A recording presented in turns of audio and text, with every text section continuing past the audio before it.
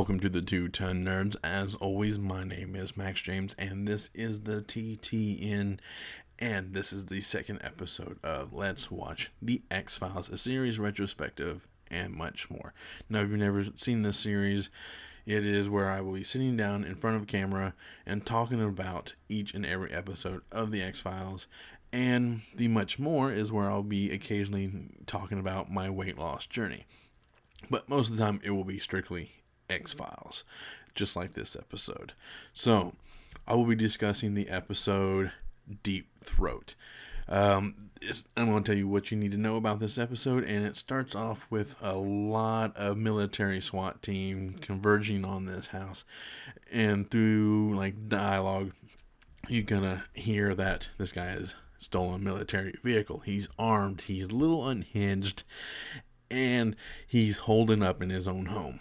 So the SWAT team breaks in, they find this dude who's naked in his underwear, covered from head to toe in sores and a giant rash, and he doesn't quite know what's going on himself. So, which cuts to the first time we hear that epic X-Files theme song, and then we meet with our main characters, Scully and Mulder, where they're talking in this diner or bar, and they're kind of discussing the case specifics about how this pilot has been missing for 4 months, and his wife has contacted the FBI and considering it and saying it's a kidnapping. So that kind of generates some interest for Mulder, and Scully's kind of along for the ride. So, and then we also meet a new character. Mulder goes to the bathroom, and we meet Deep Throat for the first time. And he's basically telling Mulder, it's like, hey, drop it.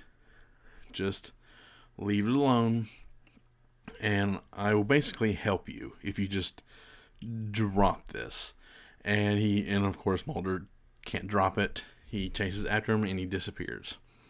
And which comes to find out they've gone on to investigate this case. And through investigation, they learn that this place has a high UFO sighting count. There's also been other pilots who've kind of gone through the exact same thing. They've kind of disappeared, and they've kind of shown up out of nowhere, and they're not quite the same. There's just something about these people that are just, once they kind of come back, they're not normal. They still have they're still functioning, but they're just something that's off. And comes to find out there's little pieces of their memory that has been erased. And so, of course, Mulder kind of takes it upon himself to sneak onto the military base, and he sees firsthand alien technology used to create aircraft, U.S. aircraft. But the government kind of catches up with him, or the military kind of catches up with him, erases it, and then he knows that he saw something. He knows for without a shadow of a doubt, he knows that he saw something, but he can't remember what he saw.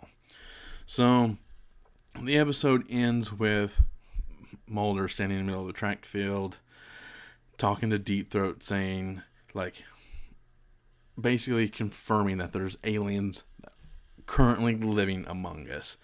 And so the character Deep Throat is going to be his contact, and I will give you information if it suits me. So he's going to show up a lot. So, but what I liked about this episode the most is that they really ramped up the skepticism of Scully, and kind of showed her that she's a force to be reckoned with as well, because there's this guy that's been kind of following him around. He's a journalist, or the town paper or whatever, and he's but come to find out he's not. And those two kind of have a big encounter, and Scully just kind of forces him at gunpoint to go rescue Mulder from the airbase. But at the same time, she is very, very skeptic. She's just drop it. Let's go do it.